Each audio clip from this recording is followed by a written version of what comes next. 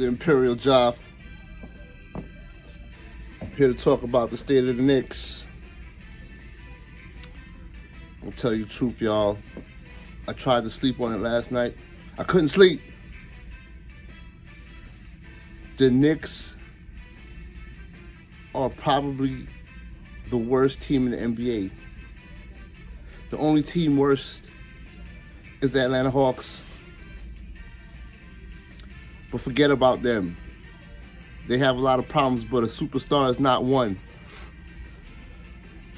As opposed to us, our number one option is the problem. We got blown out of the game. It was frustrating fashion.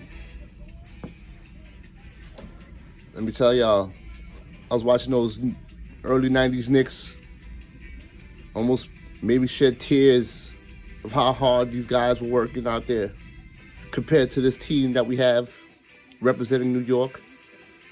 They get stomped. And for the first time, we can't blame the owner. The owner has his hands clean.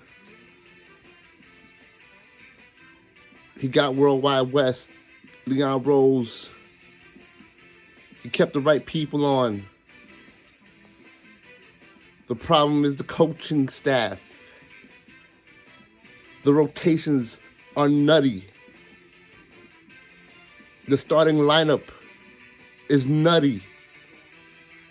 I'm not an NBA basketball coach, but I can see that this unit is not even impressive. Forget about the plus minus. Look at the results. Last night's game started with 3 3-pointers unanswered. 3. The score is 9-0. The game was over before it started. That last night's game was a combination of the whole season. You got regular Knicks fans that want to be optimistic. That's fine. I'm not a Knicks fan. I'm a Knicks savant. I'm a Knicks enthusiast. I'm way more intelligent than that. And it doesn't take intelligence to see what's going on and what's not working in New York. The problem is the coach. Last year proved to be a fluke year. The Knicks brass drafted Obi Toppin with the intent on letting Julius Randle go. But the man goes ahead and have a career year on his contract year. His contract year, they should have realized it. You know, it's mind-boggling. It's making me confused. I haven't had any sleep. I didn't sleep. Ladies and gentlemen, the state of the Knicks, we're not even in the play-in tournament. If the season was to stop today to go to the playoffs, we'd be out of the play-in. And personally, I think we need to be out of the play-in. I don't think we need to make the playoffs. Last year in the playoffs, Julius Randle showed you who the hell he really is. Shot 29% from the field against the Hawks. Ironically, that would be the series where the crowd was back in the building. So the whole season last year, he was playing in front of empty buildings. Maybe 20% capacity at most. Like playing in the open gym. Once that crowd came in, he's been playing like a subpar player. His body language is off. He's not a good leader. The Knicks brass got confused over the offseason. How do you let a guy go that's dropping 24 a game? 6 assists, 10 rebounds. that claims to love to the New York atmosphere, the New York vibe, and everything. He put the Knicks in handcuffs. Because if the Knicks had let him go for nothing, it would look like we were like unappreciative, that we don't take care of players. But since we gave him that bag, $140 million, what has he given back? He's having the worst statistical year since he came on the Knicks. I checked the numbers. The first year he came on the Knicks, he was averaging about 19 and a half per game. Right now, Tyler Hero off the Miami bench is averaging more than Randall by a whole point. He's averaging 20 points off the bench. Randall's averaging 2 points. Excuse me, 2 points. Our scoring leader, compared to a sixth man on another team, is like Tyler Hero coming to the Knicks and lead the team scoring. How ridiculous is that? What disgusted me more about last night's game was watching PJ Tucker looking like it was the next coming of Charles Barkley or something. And he had a nice jump shot, just shooting, stroking it. Nobody guarding him. The Knicks defense is retarded. All you have to do against the Knicks defense is penetrate. They're going to collapse. As soon as they collapse, you just throw it out. Open jumper every time. Every time. You know what play hurt me the most? It was a game a month ago. The Knicks had a 5-on-4 situation. 5 players against 4 defenders. And they caught a shot clock violation. I said, cool, mama, what is going on? The way Jeff Van Gundy was going in on the team, ladies and gentlemen, this man wanted to jump out of the booth. He wanted to jump out of the booth and coach this team. He's looking at this as like, what is going on here? One of his quotes was, the definition of insanity is doing the same thing over and over again and expecting different results. That's a quote. He would taken out all the starting 5. I don't know what his commitment to Evan Fournier is. Maybe I'll suggest to put a France jersey on him. Maybe he might do better. Or give him some special edition specs where he sees green, because the only time he seems to come to play is when they play against the Celtics. We can't play against the Celtics every game. And even in the last Celtics game, he wanted to disappear. He pulled off his consistent disappearing act. The Kemba Walker experiment is finished for me. I don't care if he was born in New York. I don't care if he's from the Bronx. He could have been born in the basement of the Madison Square Garden itself. He got to go. Randall has to go. Burks has to go. These are not players that we should be focusing on. These are not the players that should be getting this amount of playing time. We have a youth movement that plays with effort and energy. Emmanuel Quickly, off the bench, is averaging 10 points a game. He needs consistent minutes. It frustrates me watching Obi Toppin wasting away on the bench. He had 18 points last night with ease. The game was a wash in the first quarter. Now, I'd like to give a congratulations to the Heat.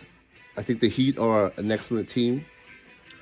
I think Eric Spoelstra is a wonderful coach. He has exceeded everybody's expectation of what kind of coach he is. He's from the Pat Riley coaching tree. His defense is phenomenal. He gets the most out of his players. They seem to love playing for him. They're number one in the East for a reason. They play great defense, and they have a great team. They have missing players and still able to maintain a nice flow to their season. But as far as the Knicks regressed. Sure, you could say, oh, Derrick Rose is not there. But I'll beg to differ, because we were teetering around the 500 mark when Derrick Rose was there anyway. Derrick Rose is not a person that we could depend on. Derrick Rose is a sports car with bad suspension. He can't do but so much. We can't punch it with him. He hits a bad bump in the road, he's finished. He's out of commission, just like he is now. We're not going to see him for another maybe month or a month and a half, depending on how long it takes to recover. But he is clearly on his last legs of his career. And I appreciate Derrick Rose for what he did in the playoffs last year. He was the only one that showed up. Now we have R.J. Barrett. I like R.J. Barrett's development this year. This month, he's been showing that he has finally figured something out. He's been averaging about 22 points a game this month, which is excellent. To a point where it's like, we should pivot the focus on making R.J. Barrett the centerpiece to build around. Julius Randle needs to be in a small market somewhere. My suggestion is the Sacramento Kings. Perfect place. We had a chance to draft Tyrese Halliburton, which we direly needed.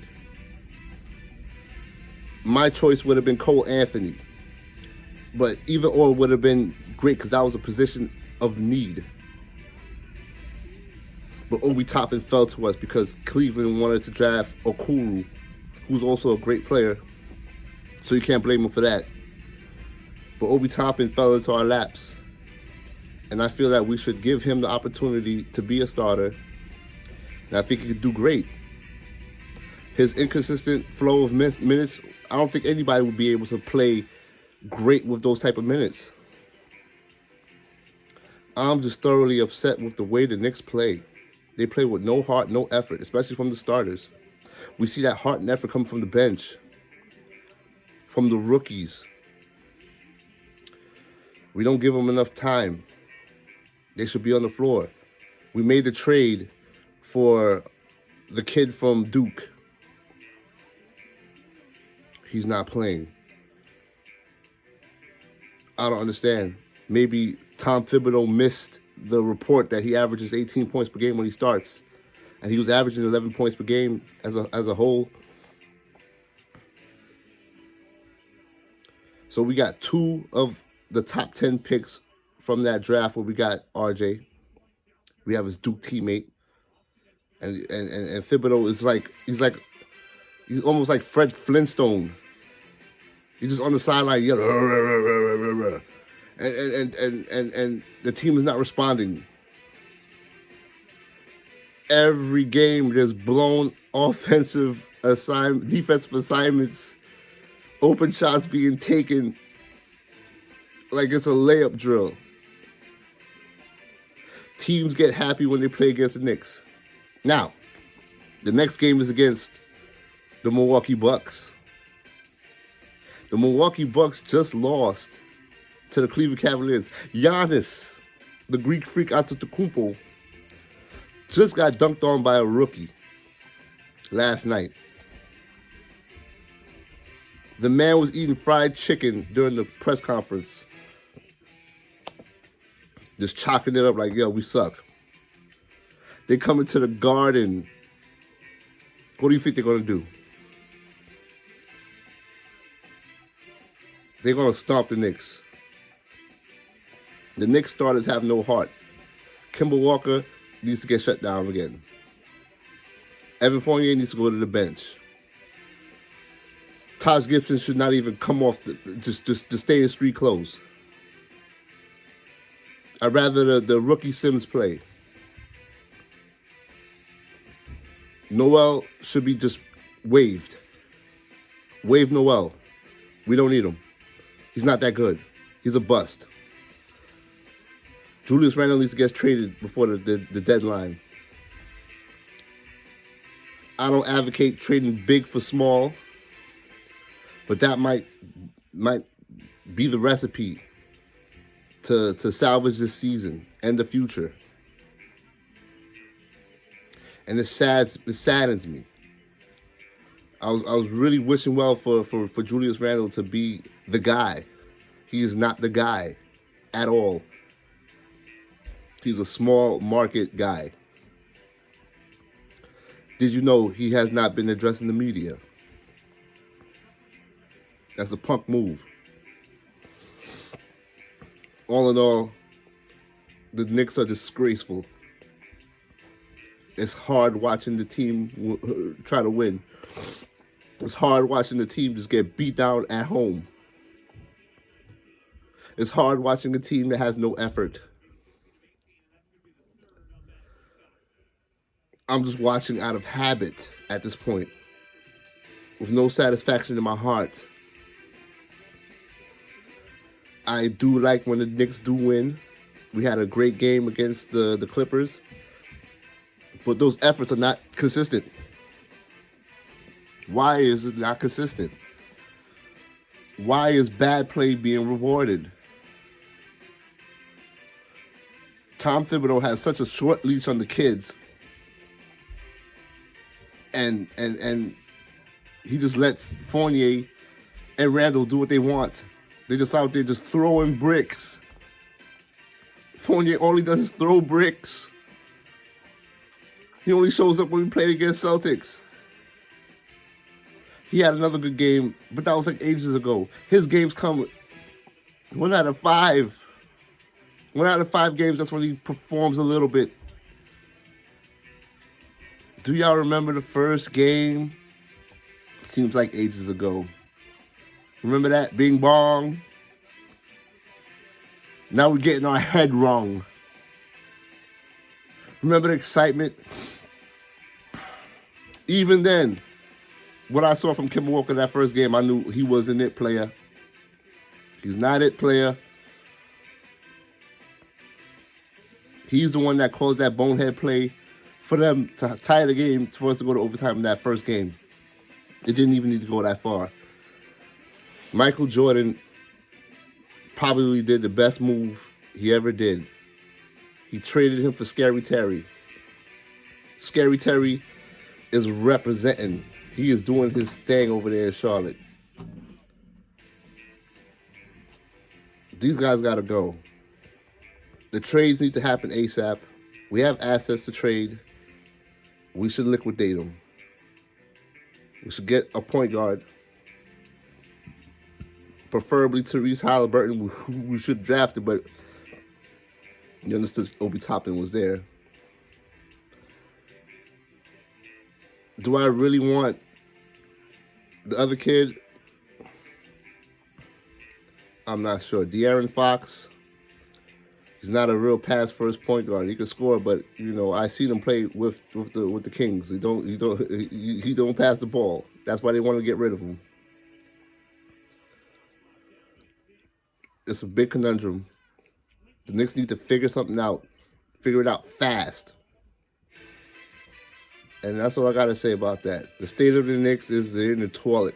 We're currently in 11th place, and we're going to lose again against the Bucks. I guarantee you that. I'll even throw some money on it. Whatever the spread is, that's what you should go with. So if you have FanDuel or DraftKings, make those bets. You're going to win some money. You might as well make some money off of this misery. Because there's no way the Bucks are going to walk in here after getting clobbered by the Cleveland Cavaliers and not win against the Knicks in the Garden, where we've been losing consistently. That's like watching players get open shots. That's like the most frustrating thing. I'm sorry, y'all. I haven't had any sleep. listening to Van Gundy's commentary was probably like the most like agreeable. Everything that's like everything that New Yorkers are saying. We are not basketball coaches, but we see that there is a problem. The lack of effort, the lack of ingenuity, the lack of creativity, the lack of effort on defense, the no pride. I've spoken long enough, but I'm gonna come back with more analysts, stuff that resonates with me. And till next time, folks, like and subscribe, baby.